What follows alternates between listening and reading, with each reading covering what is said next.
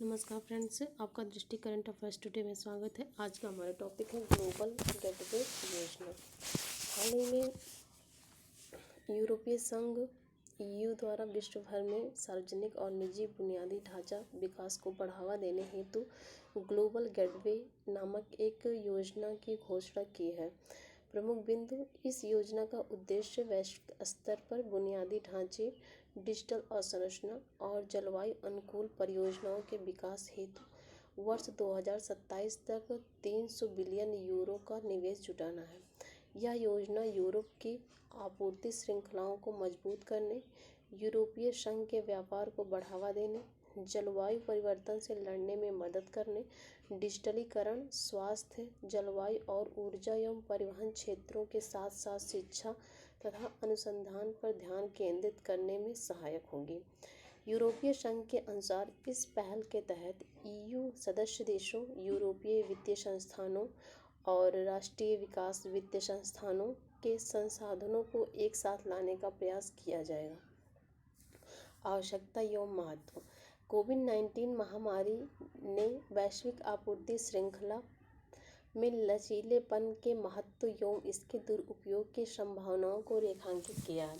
G20 के एक अनुमान के अनुसार वर्ष 2040 तक वैश्विक बुनियादी ढांचा निवेश घाटा यूरो 13 ट्रिलियन तक पहुंच जाएगा। ऐसे में वैश्विक स्तर पर अवसंरचना क्षेत्र में संसाधनों तथा निवेश की भारी कमी को दूर करने एवं भागीदार देशों में जलवायु परिवर्तन और पर्यावरणीय क्षति को सीमित करते हुए बुनियादी ढांचे से संबंधित सतत विकास लक्ष्यों SDG को प्राप्त करने के लिए प्रतिवर्ष यूरो 1.3 ट्रिलियन के अनुमानित निवेश की आवश्यकता होगी।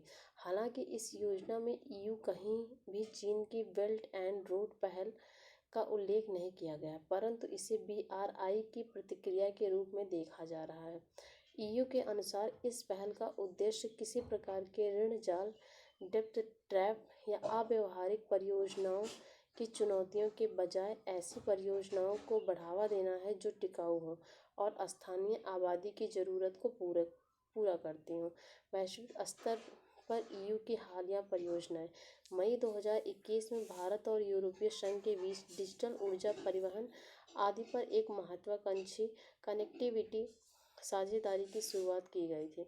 यूरोपीय निवेश बैंक EIB द्वारा वर्ष 1993 से अब तक भारत को विभिन्न परियोजनाओं के लिए 4.31 बिलियन यूरो से अधिक का वित्तीय सहयोग प्रदान किया गया है।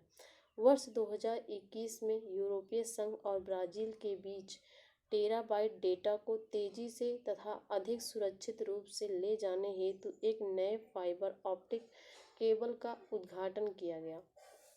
यह यूरोप और लैटिन अमेरिका के वैज्ञानिकों को जलवायु मॉडलिंग से लेकर आपदा न्यूनीकरण तक के मुद्दों पर एक साथ काम करने में सहायता के साथ लैटिन अमेरिका में डाटा सुरक्षा मानकों को मजबूत करेगा। हाल ही में EIB ने महामारी से उबरने में अफ्रीका के छोटे व्यवसाय का समर्थन करने हेतु 100 मिलियन यूरो की क्रेडिट लाइन पर हस्ताक्षर किए। चीन की BRI पहल से जुड़ी चुनौतियां: चीन द्वारा BRI पहल के तहत देशों को ऋण दिए जाने की प्रक्रिया में व्याप्त अस्पष्टता अंतर्राष्ट्रीय स्तर पर एक बड़ी चिंता का विषय बन गया है। विश्व के अनेक छोटे देशों पर असहनीय ऋण का भार थोपने को लेकर चीन के BRI परियोजना की व्यापक आलोचना की जाती रही है। कुछ विशेषज्ञों द्वारा इसे 21वीं सदी के नव उपनिवेशवाद की संज्ञा दी गई है।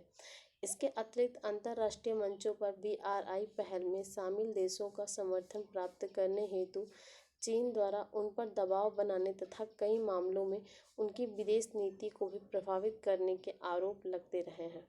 उदाहरण के लिए वर्ष 2000 के बाद अफ्रीकी महाद्वीप में चीनी निवेश के बढ़ने के साथ साथ लाइबेरिया, मलावी, गाम्बिया और बुर्किना फासो जैसे कई देशों ने ताइवान के साथ अपने राजनयिक संबंधों को समाप्त कर चीन के साथ संबंध मजबूत किए हैं।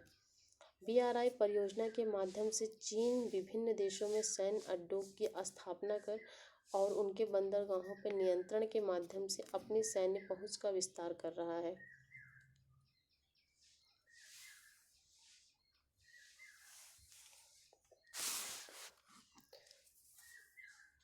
वैश्विक आपूर्ति श्रृंखला से जुड़ी अन्य अंतर्राष्ट्रीय पहलें।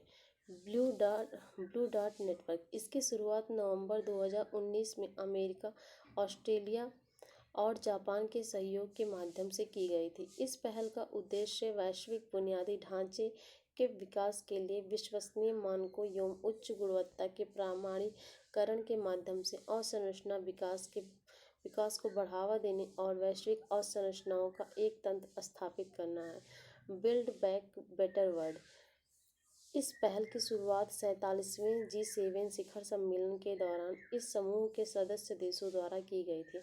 यह प्रमुख लोकतांत्रिक देशों के नेतृत्व में संचालित एक उच्च मानकीकृत एवं पारदर्शी बुनियादी ढांचा साझेदारी है।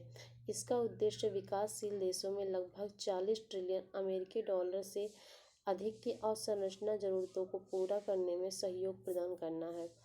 Asia Africa growth corridor. यह एशिया और अफ्रीका के बीच सहयोग, संपर्क और विकास को बढ़ावा देने के लिए भारत एवं जापान की एक साझा पहल है।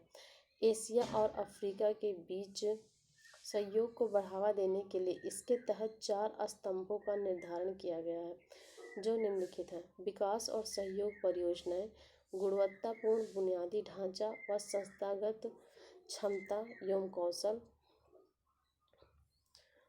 में वृद्धि तथा लोगों के बीच भागीदारी।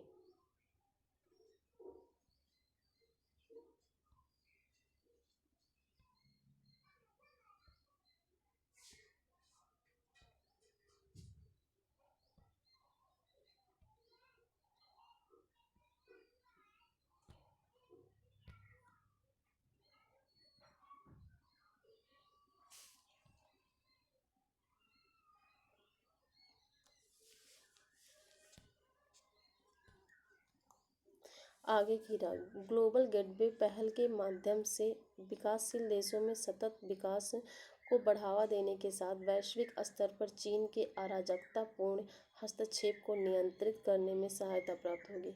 हिंद महासागर क्षेत्र में चीन की आक्रामकता को नियंत्रित करने हेतु भारत द्वारा एक्ट ईस्ट नीति तथा सागर मिशन, नेबरहुड फर्स्ट नीति आदि शुरुआत के साथ इस क्षेत्र के देशों में विकास परियोजनाओं को समर्थन प्रदान किया गया है।